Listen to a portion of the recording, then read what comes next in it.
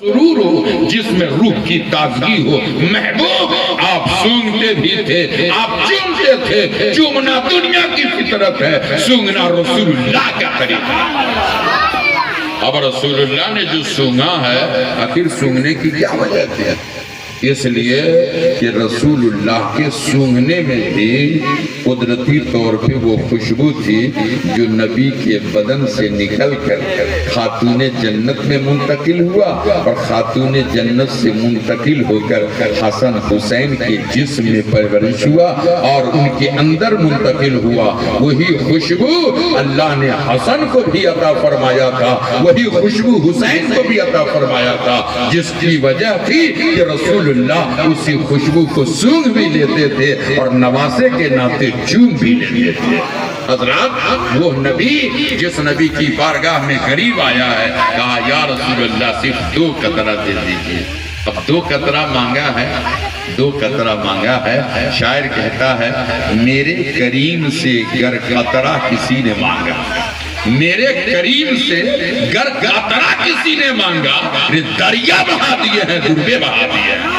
نبی کی شان کا اندازہ کون لگائے گا؟ نبی کے پاور کا اندازہ کون لگاوے گا؟ میرے نبی جب نوازنے پہ آمادہ ہوتے ہیں تو ان کی نوازش کا جواب نہیں ہے، ان کی عنایت کا جواب نہیں ہے، ان کے دینے کا جواب نہیں ہے۔ اتنا دیتے ہیں کہ مالک کونین ہیں، تو پاس کچھ رکھتے نہیں، دونوں جہاں کی نعمتیں ہیں ان کے خالی آتے ہیں۔ اللہ پاک نے اس نبی کو یہ شان، یہ مرتبہ اور یہ رتبہ عطا فرمایا ہے۔ مانگنے والے نے 2 قطرہ مانگا ہے، 2 قطرہ مانگا ہے، اور یہ بھی پسینہ مانگا ہے، پسینہ۔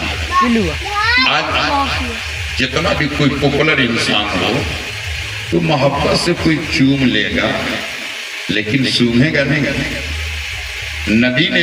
نبی سے جو مانگا ہے 2 قطرہ، کس کے لیے مانگا ہے؟ 1 قطرہ دولہا کے لیے مانگا ہے اور دوسرا قطرہ دلہن کے لیے مانگا ہے، اور وہ بھی پسینہ مانگا ہے۔ اللہ کے رسول نے اپنے جسم کا نکلا ہوا پسینہ 2 بوند دے دیا۔ صحابی گر گئے، دولہا کو بھی لگا دیا، دلہن کو بھی لگا دیا، شادی ہو گئی۔ آج اسلام صاحب اپنے پاپولر بیٹے، بڑے ہونہار بیٹے، بڑے دل کے قریب بیٹے کی شادی کرنے جا رہے ہیں۔ اللہ تعالیٰ علی فاطمہ کا سایہ ان دونوں کی زندگی پہ عطا فرمائے، زندگی میں بہار عطا فرمائے، اور شادی کو اللہ اپنی بارگاہ میں قبول عطا فرمائے۔ اس نے اپنے دولہا اور دلہن کے بدن پہ نبی کا پسینہ لگایا ہے۔ روایت میں پکار کے کہتی ہے